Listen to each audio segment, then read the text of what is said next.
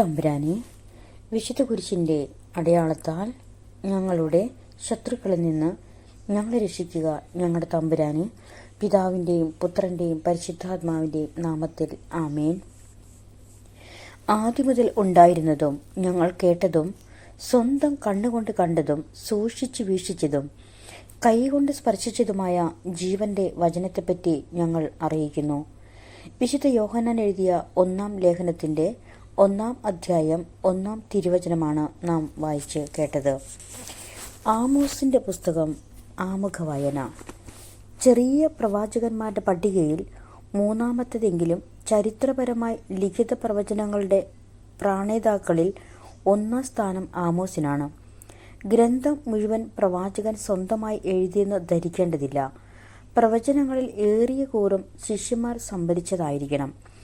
തെക്കോവയിലെ ഒരു ആട്ടിടയനായ ആമോസ് വടക്കൻ രാജ്യമായ ഇസ്രായേലിൽ ജെറോബോവാമിൻ്റെ കാലത്ത് ചുരുങ്ങിയ കാലയളവിൽ മാത്രമാണ് പ്രവാചക ദൗത്യം നിർവഹിച്ചത്. BC 760. ഇസ്രായേലിനോട് ക്രൂരത കാട്ടിയ ചുറ്റുമുള്ള ജനതകളെ ദൈവം കഠിനമായി ശിക്ഷിക്കാൻ പോകുന്നു എന്ന് പറഞ്ഞുകൊണ്ട് പ്രഘോഷണം ആരംഭിച്ച പ്രവാചകൻ സാവധാനം ഇസ്രായേലിൻ്റെ നേരെ തിരിയുകയാണ്. ഇസ്രായേലിൽ നടമാടിയിരുന്ന സാമൂഹ്യ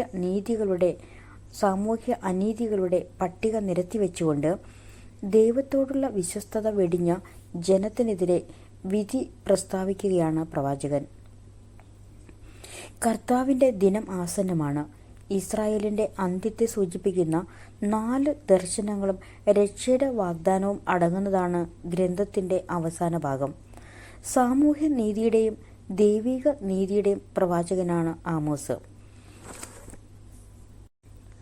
ആമോസിൻ്റെ പുസ്തകം അധ്യായം 1. ജനതകളുടെ മേൽ വിധി.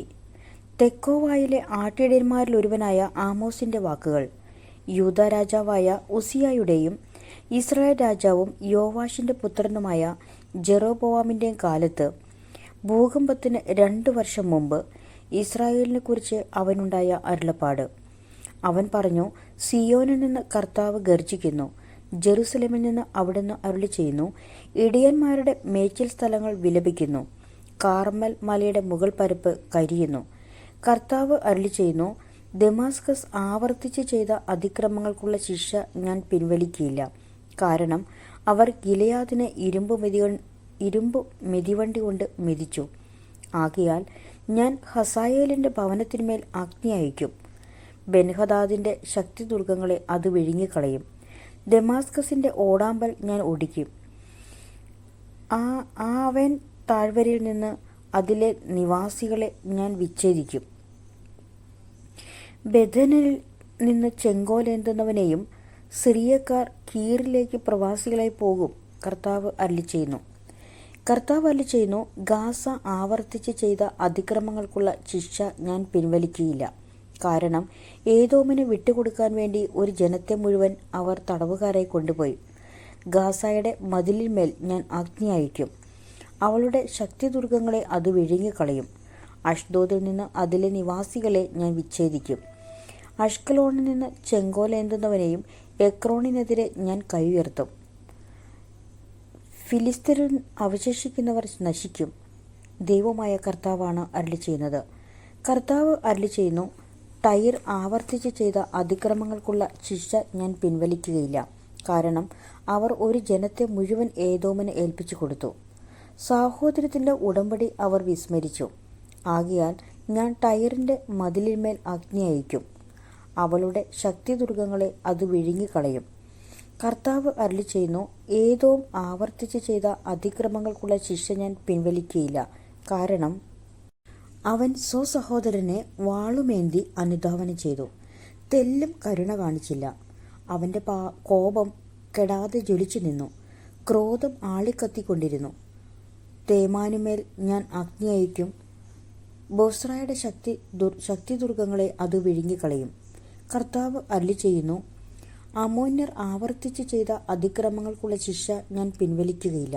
കാരണം അവർ അതിർത്തി വിസ്തൃതമാക്കാൻ ഗിലെയാദിൽ നിന്ന് ഗർഭിണികളുടെ ഉദരം പിളർന്നു. ആകയാൽ ഞാൻ റബ്ബായുടെ മതിലിന്മേൽ അഗ്നി അയക്കും. അവളുടെ ശക്തിദുർഗങ്ങളെ അത് വിഴുങ്ങിക്കളയും.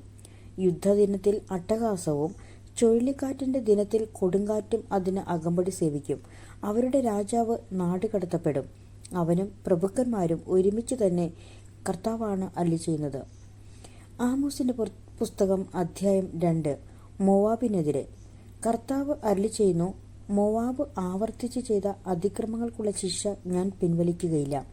കാരണം അവൻ ഏദോം രാജാവിൻ്റെ അസ്ഥികൾ കത്തിച്ച് ചാമ്പലാക്കി. മോവാബിൻ്റെ മേൽ ഞാൻ അഗ്നി അയക്കും. കെറിയോത്തിൻ്റെ ശക്തിദുർഗങ്ങളെ അത് വിഴുങ്ങും. ആർപ്പുവിളികളുടെയും അട്ടഹാസങ്ങളുടെയും കാഹളധ്വനിയുടെയും ഇടയിൽ മോവാബ് നശിച്ചു പോകും.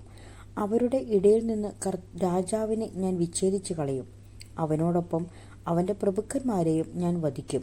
കർത്താവാണ് അരുളിച്ചെയ്യുന്നത്. യൂദായ്ക്ക് ശിക്ഷ. കർത്താവ് അരുളിച്ചെയ്യുന്നു, യൂദ ആവർത്തിച്ച് ചെയ്ത അതിക്രമങ്ങൾക്കുള്ള ശിക്ഷ ഞാൻ പിൻവലിക്കുകയില്ല. അവർ കർത്താവിൻ്റെ നിയമത്തെ പരിത്യജിച്ചു, അവിടുത്തെ കൽപ്പനകൾ അനുസരിച്ചില്ല. അവരുടെ പൂർവികന്മാർ പിൻചെന്ന വ്യാജദേവന്മാർ അവരെ വഴിതെറ്റിച്ചു. യൂദായ്ക്കുമേൽ ഞാൻ അഗ്നി അയക്കും. ജെറുസലേമിൻ്റെ ശക്തിദുർഗങ്ങളെ അത് വിഴുങ്ങും. ഇസ്രായേലിനെ വിധിക്കുന്നു. കർത്താവ് അരുളിച്ചെയ്യുന്നു, ഇസ്രായേൽ ആവർത്തിച്ച് ചെയ്ത അതിക്രമങ്ങൾക്കുള്ള ശിക്ഷ ഞാൻ പിൻവലിക്കുകയില്ല. അവർ നീതിമാന്മാരെ വെള്ളിക്ക് വിൽക്കുന്നു. ഒരു ജോഡി ചെരുപ്പിന് സാധുക്കളെയും. പാവപ്പെട്ടവരുടെ തല അവർ പൂഴിയിൽ ചവിട്ടിമതിക്കുന്നു. ദരിദ്രരെ വഴിയിൽ നിന്ന് തള്ളിമാറ്റുന്നു. അപ്പനും മകനും ഒരേ യുവതിയെ പ്രാപിക്കുന്നു. അങ്ങനെ അവർ എൻ്റെ വിശുദ്ധ നാമത്തിന് കളങ്കം വരുത്തുന്നു. പണയം കിട്ടിയ വസ്ത്രം വിരിച്ച് ഓരോ ബലിപീഠത്തിനും അരികിൽ അവർ ശയിക്കുന്നു. പിഴയായി ഈടാക്കിയ മദ്യം അവർ തങ്ങളുടെ ദേവന്റെ ആലയത്തിൽ വെച്ച് പാനം ചെയ്യുന്നു. ദേവദാരു പോലെ ഉയരവും കരുവേലകം പോലെ കരുത്തും ഉണ്ടായിരുന്ന അമോര്യരെ ഞാൻ അവരുടെ മുൻപിൽ വെച്ച് തകർത്തു. മുകളിൽ അവരുടെ ഫലവും താഴെ അവരുടെ വേരുകളും ഞാൻ നശിപ്പിച്ചു.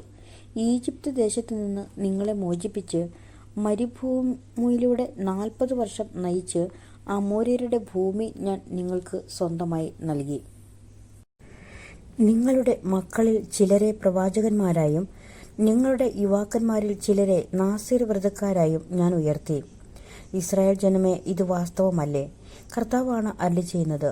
എന്നാൽ നാസീർ വ്രതക്കാരെ നിങ്ങൾ വീഞ്ഞു കുടിപ്പിച്ചു, പ്രവാചകന്മാരോട് പ്രവചിക്കരുതെന്ന് കൽപ്പിച്ചു.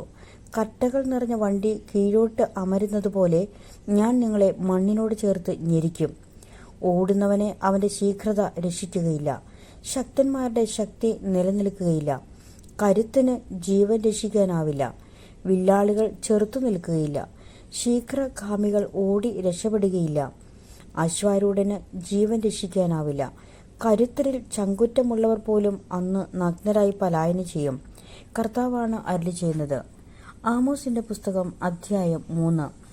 ഇസ്രായേൽ ജനമേ, ഈജിപ്തിൽ നിന്ന് കർത്താവ് മോചിപ്പിച്ച ഇസ്രായേൽ ഭവനം മുഴുവനുമെതിരെ അവിടുന്ന് അരുളിച്ചെയ്യുന്ന വചനം ശ്രവിക്കുവിൻ. ഭൂമിയിലുള്ള സകല ജനതകളിൽ വെച്ച് നിങ്ങളെ മാത്രമാണ് ഞാൻ സ്വന്തമായി ഗണിച്ചത്. അതിനാൽ നിങ്ങളുടെ എല്ലാ പാപങ്ങൾക്കും ഞാൻ നിങ്ങളെ ശിക്ഷിക്കും. പ്രവാചക ദൗത്യം. ആലോചിച്ചുറയ്ക്കാതെ 2 പേർ ഒരുമിച്ച് യാത്ര തിരിക്കുമോ? ഇരയെ കാണാതെ വനത്തിൽ സിംഹം ഗർജിക്കുമോ? എന്തിന് എങ്കിലും പിടിയിലൊതുക്കാതെ സിംഹക്കുട്ടി ഗുഹയിൽ നിന്ന് അലറുമോ? കെണിയൊരുക്കാതെ പക്ഷി കെണിയിൽപ്പെടുമോ? ഒന്നും കുടുങ്ങാതെ കെണി വീഴുമോ? പട്ടണത്തിൽ കാഹളധ്വനി കേട്ടാൽ ജനങ്ങൾ ഭയപ്പെടാതിരിക്കുമോ? കർത്താവ് അയക്കാതെ പട്ടണത്തിൽ അനർത്ഥമുണ്ടാകുമോ? ദൈവമായ കർത്താവ് തൻ്റെ ദാസരായ പ്രവാചകന്മാർക്ക് തൻ്റെ രഹസ്യങ്ങൾ വെളിപ്പെടുത്താതെ ഒന്നും ചെയ്യുന്നില്ല. സിംഹം ഗർജിച്ചു, ആരാണോ ഭയപ്പെടാതിരിക്കുക? ദൈവമായ കർത്താവ് സംസാരിച്ചു, ആർക്ക് പ്രവചിക്കാതിരിക്കാൻ കഴിയും? സമരിയയുടെ നാശം. അസീറിയയിലെയും ഈജിപ്തിലെയും ശക്തിദുർഗങ്ങളിൽ പ്രഖ്യാപിക്കുക. സമരിയയിലെ മലകളിൽ ഒരുമിച്ച് കൂടുവിൻ. അവളിലെ കലഹങ്ങളും മർദ്ദനങ്ങളും കാണുവിൻ. കർത്താവ് അരുളിച്ചെയ്യുന്നു, അക്രമവും കവർച്ചയും കൊണ്ട് തങ്ങളുടെ കോട്ടകൾ നിറയ്ക്കുന്നവർക്ക് നീതി പ്രവർത്തിക്കാൻ അത് അറിയുകയില്ല. അതിനാൽ ദൈവമായ കർത്താവ് അരുളിച്ചെയ്യുന്നു, ശത്രു നിങ്ങളുടെ ദേശം വളയും. നിങ്ങളുടെ പ്രതിരോധങ്ങൾ തകർത്ത് കോട്ടകൾ കൊള്ളയടിക്കും. കർത്താവ് അരുളിച്ചെയ്യുന്നു, സിംഹത്തിൻ്റെ വായിൽ നിന്ന് ഇടയൻ ആടിൻ്റെ 2 കാലോ ചെവിയുടെ അറ്റമോ വീണ്ടെടുക്കുന്നത് പോലെ സമരിയയിൽ പാർക്കുന്ന ഇസ്രായേൽ ജനം കട്ടിലിൻ്റെ ഒരു മൂലയും കിടക്കയുടെ ഒരറ്റവും കൊണ്ട് രക്ഷപ്പെടും. ദൈവമായ കർത്താവ്, സൈന്യങ്ങളുടെ ദൈവം അരുളിച്ചെയ്യുന്നു, നിങ്ങൾ കേട്ട് യാക്കോബിന്റെ ഭവനത്തിനെതിരെ സാക്ഷ്യപ്പെടുത്തുവിൻ. ഇസ്രായേലിനെ അവന്റെ അതിക്രമങ്ങൾക്ക് ഞാൻ ശിക്ഷിക്കുമ്പോൾ ബേഥേലിലെ ബലിപീഠങ്ങൾ ഞാൻ തകർത്ത് കളയും. ബലിപീഠങ്ങളുടെ വളർക്കോൺ ഞാൻ ഛേദിക്കും, അവ നിലം പതിക്കും. അവന്റെ ഹേമന്ത വസതികളും ഗ്രീഷ്മ വനങ്ങളും ഞാൻ നശിപ്പിക്കും.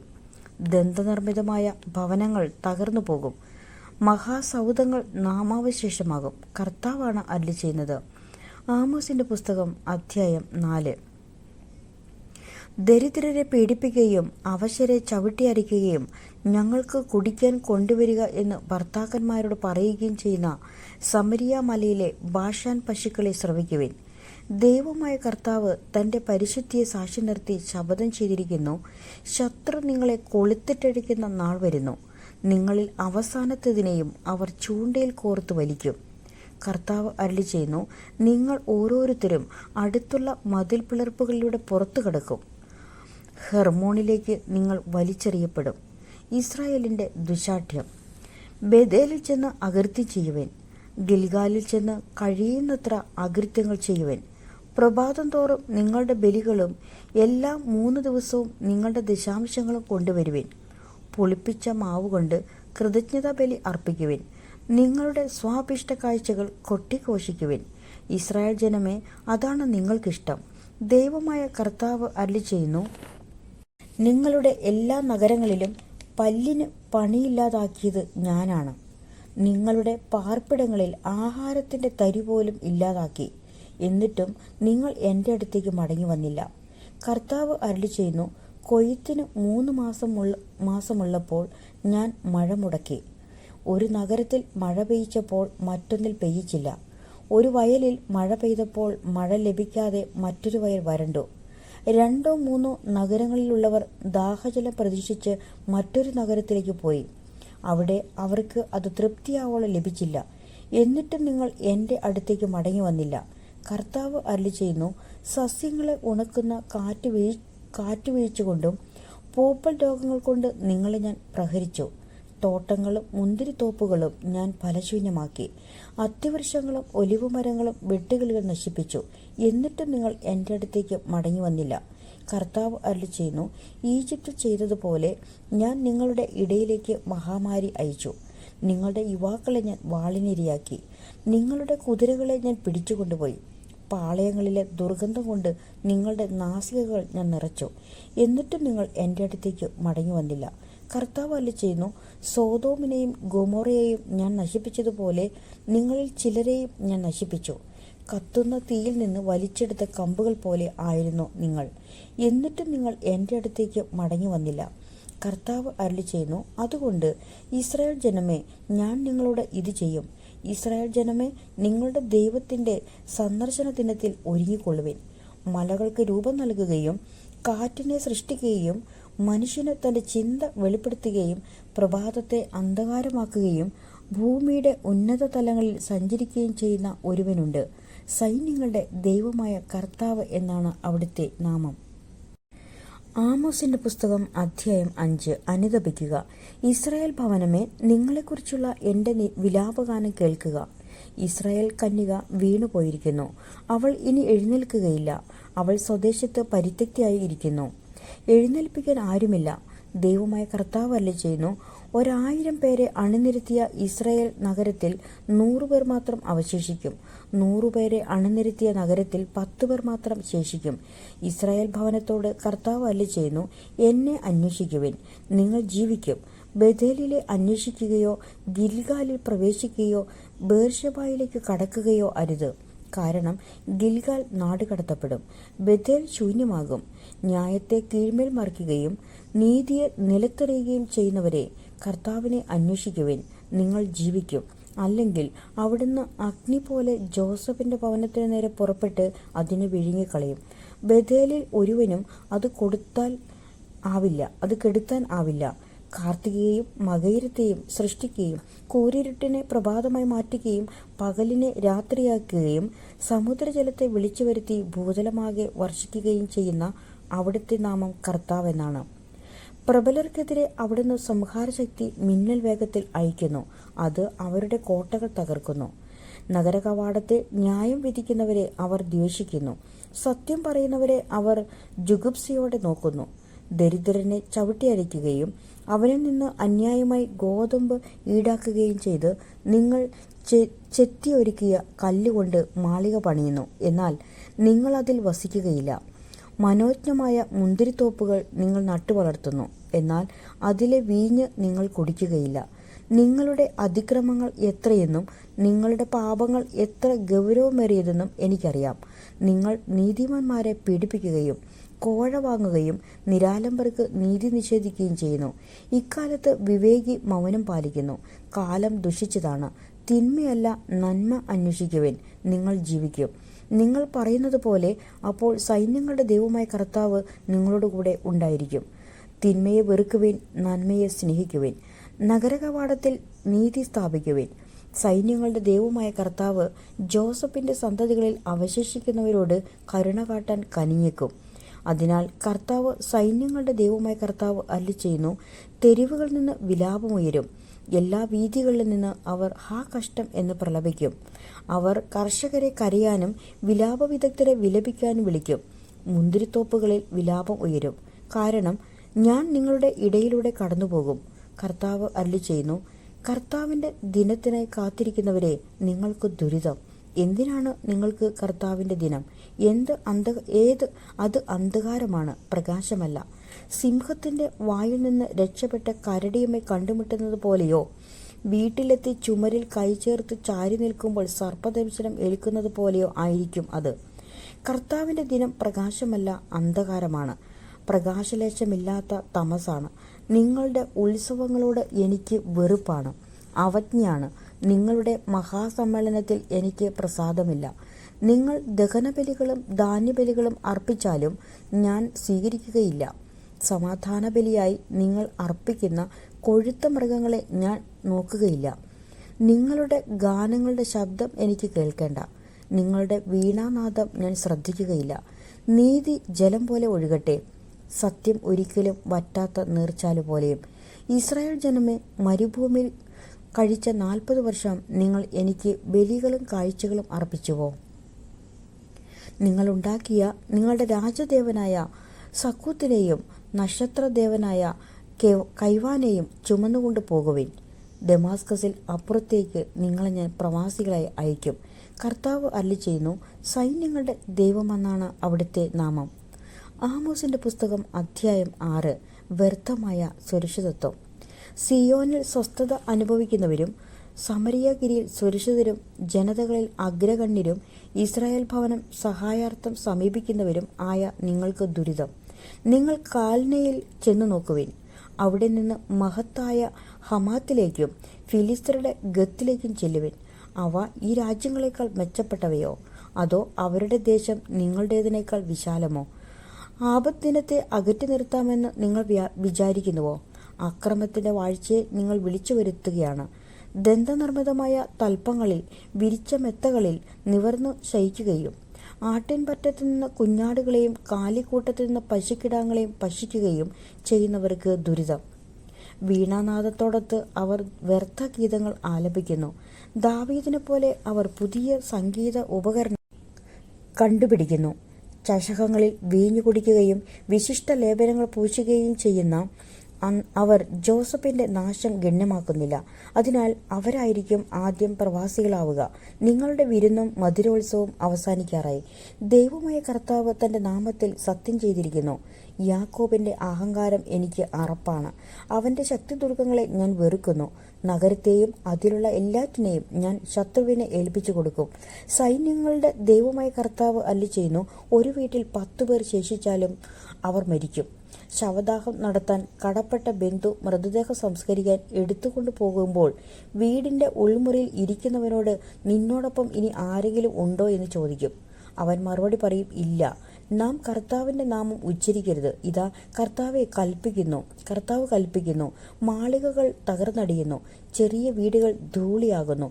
പാറകളിലൂടെ കുതിര പോകുമോ? കടലിൽ കാള പൂട്ടുമോ? നിങ്ങൾ ന്യായത്തെ വിഷമാക്കി കളഞ്ഞു, നീതിയുടെ ബലത്തെ കാഞ്ഞിരമാക്കി. നിങ്ങൾ ലോദെബാറിൽ ആഹ്ലാദിക്കുകയും ഞങ്ങളുടെ കഴിവുകളാൽ ഞങ്ങൾ കർണായും അധീനമാക്കിയെന്ന് പറയുകയും ചെയ്യുന്നു. സൈന്യങ്ങളുടെ ദൈവമായ കർത്താവ് അരുളിച്ചെയ്യുന്നു, ഇസ്രായേൽ ഭവനമേ, നിനക്കെതിരായി മറ്റൊരു ജനതയെ ഞാൻ ഉയർത്തും. ഹമാത്തിലെ കവാടങ്ങൾ തുടങ്ങി അരാബയിലെ അരുവി വരെ അവർ നിങ്ങളെ ഞെരിക്കും. ആമോസിന്റെ പുസ്തകം അധ്യായം 7. ദർശനങ്ങൾ. ദൈവമായ കർത്താവ് എനിക്കൊരു ദർശനം നൽകി. രാജവിഹിതമായ പുല്ല് അരിഞ്ഞതിനു ശേഷം അത് വീണ്ടും മുളച്ചു തുടങ്ങിയപ്പോൾ അവിടുന്ന് ഇതാ വെട്ടുകിളിപ്പറ്റത്തെ സൃഷ്ടിക്കുന്നു. അവ നാട്ടിലുള്ള പുല്ലെല്ലാം തിന്നൊടുക്കിയപ്പോൾ ഞാൻ പറഞ്ഞു, ദൈവമായ കർത്താവെ, മാപ്പ് നൽകുക. ഞാൻ യാചിക്കുന്നു, യാക്കോബിന് എങ്ങനെ നിലനിൽക്കാനാകും? അവൻ തീരെ ചെറിയവനല്ലേ? കർത്താവ് അതിനെക്കുറിച്ച് അനുതപിച്ചു. ഒരിക്കലും അത് സംഭവിക്കുകയില്ലെന്ന് അവിടുന്ന് അരുളിച്ചെയ്തു. ദൈവമായ കർത്താവ് എനിക്കൊരു ദർശനം നൽകി. ഇതാ അവിടുന്ന് അഗ്നി അയച്ച് ശിക്ഷിക്കാൻ ഒരുങ്ങുന്നു. അഗ്നി അഗാധങ്ങളെ വിഴുങ്ങിയിട്ട് ഭൂമിയെ ദഹിപ്പിക്കാൻ തുടങ്ങി. അപ്പോൾ ഞാൻ പറഞ്ഞു, ദൈവമായ കർത്താവെ, മതിയാക്കുക. ഞാൻ യാചിക്കുന്നു, യാക്കോബ് എങ്ങനെ നിലനിൽക്കും? അവൻ തീരെ ചെറിയവനല്ലോ. കർത്താവ് അതിനെക്കുറിച്ച് അനുതപിച്ചു. ഒരിക്കലും അത് സംഭവിക്കുകയില്ല. ദൈവമായ കർത്താവ് അരുളിച്ചെയ്തു. അവിടുന്ന് എനിക്ക് മറ്റൊരു ദർശനം നൽകി. ഇതാ തൂക്കുകട്ടയുടെ സഹായത്തോടെ പണിതുയർത്തിയ ഒരു മതിലിനോട് ചേർന്ന് കർത്താവ് കയ്യിലൊരു തൂക്കുകട്ടയുമായി നിൽക്കുന്നു. അവിടുന്ന് ചോദിച്ചു, ആമോസ്, നീ എന്തു കാണുന്നു? ഒരു തൂക്കുകട്ട എന്ന് ഞാൻ പറഞ്ഞു. കർത്താവ് തുടർന്നു, കണ്ടാലും എൻ്റെ ജനമായ ഇസ്രായേലിന് മധ്യേ ഞാനൊരു തൂക്കുകട്ട പിടിക്കും. ഇനിമേൽ ഞാൻ അവരെ വെറുതെ വിടുകയില്ല. ഞാൻ ഇസഹാക്കിന്റെ പൂജാഗിരികൾ നിർജ്ജനവും ഇസ്രായേലിലെ ആരാധനാ കേന്ദ്രങ്ങൾ ശൂന്യവുമാക്കും. ജെറോബോവാമിന്റെ ഭവനത്തിനെതിരെ ഞാൻ വാളുമായി വരും. ആമോസിന് ബഥേലിൽ മുടക്ക്. അപ്പോൾ ബഥേലിലെ പുരോഹിതനായ അമാസിയ ഇസ്രായേൽ രാജാവായ ജെറോബോവാമിന്റെ അടുത്ത് ആളയച്ചു പറഞ്ഞു, ആമോസ് നിനക്കെതിരെ ഇസ്രായേൽ ഭവനത്തിന്റെ മധ്യേ ഗൂഢാലോചന നടത്തിയിരിക്കുന്നു. അവന്റെ വാക്കുകൾ പൊറുക്കാൻ നാടിന് കഴിയില്ല. കാരണം ജെറോബോവാം വാളിനിരയാകും. ഇസ്രായേൽ മാത്രം നാട്ടിൽ നിന്ന് പ്രവാസത്തിലേക്ക് പോകും എന്ന് ആമോസ് പറയുന്നു. അമാസിയ ആമോസിനോട് പറഞ്ഞു, ദീർഘദർശി യൂദാ നാട്ടിലേക്ക് ഓടുക. അവിടെ പ്രവചിച്ച് അഹർവൃത്തി കഴിച്ചുകൊള്ളുക. ഇനിമേൽ ബഥേലിൽ പ്രവചിക്കരുത്. ഇത് രാജാവിന്റെ ശ്രീകോവിലിനും രാജ്യത്തിന്റെ ക്ഷേത്രവുമാണ്. ആമോസ് മറുപടി പറഞ്ഞു, ഞാനൊരു പ്രവാചകനല്ല, പ്രവാചകപുത്രനുമല്ല. ഞാൻ ആട്ടിടയനാണ്. സിക്കമൂർ മരം വെട്ടിയൊരുക്കുകയായിരുന്നു എൻ്റെ ജോലി. ആടുമേയിച്ച് നടന്ന എന്നെ വിളിച്ച് കർത്താവ് അരുളിച്ചെയ്തു, എൻ്റെ ജനമായ ഇസ്രായേൽ ചെന്ന് പ്രവചിക്കുക. അതിനാൽ ഇപ്പോൾ കർത്താവിൻ്റെ വാക്ക് കേൾക്കുക. ഇസ്രായേലിനെതിരെ പ്രവചിക്കരുതെന്നും ഇസഹാക്കിന്റെ ഭവനത്തിനെതിരെ പ്രസംഗിക്കരുതെന്നും നീ പറയുന്നു. അതിനാൽ കർത്താവ് അരുളിച്ചെയ്യുന്നു, നിന്റെ ഭാര്യ നഗരത്തിൽ വേശ്യയായിത്തീരും. നിന്റെ പുത്രന്മാരും പുത്രികളും വാളിനിരയാകും. നിന്റെ ഭൂമി അളന്നു പങ്കിടും. അശുദ്ധ ദേശത്ത് കിടന്ന് നീ മരിക്കും. ഇസ്രായേൽ തീർച്ചയായും സ്വദേശം വിട്ട് പ്രവാസത്തിലേക്ക് മടങ്ങും. ആമോസിന്റെ പുസ്തകം അധ്യായം 8. ഇസ്രായേലിന്റെ നാശം. ദൈവമായ കർത്താവ് എനിക്കൊരു ദർശനം നൽകി. ഇതാ ഒരു കുട്ട നിറയെ ഗ്രീഷ്മഫലങ്ങൾ. അവിടുന്ന് എന്നോട് ചോദിച്ചു, ആമോസ്, നീ എന്ത് കാണുന്നു? ഒരു കുട്ട ഗ്രീഷ്മഫലങ്ങൾ. ഞാൻ മറുപടി പറഞ്ഞു, കർത്താവ് അരുളിച്ചെയ്തു, എൻ്റെ ജനമായ ഇസ്രായേലിന്റെ അവസാനം വന്നു കഴിഞ്ഞു.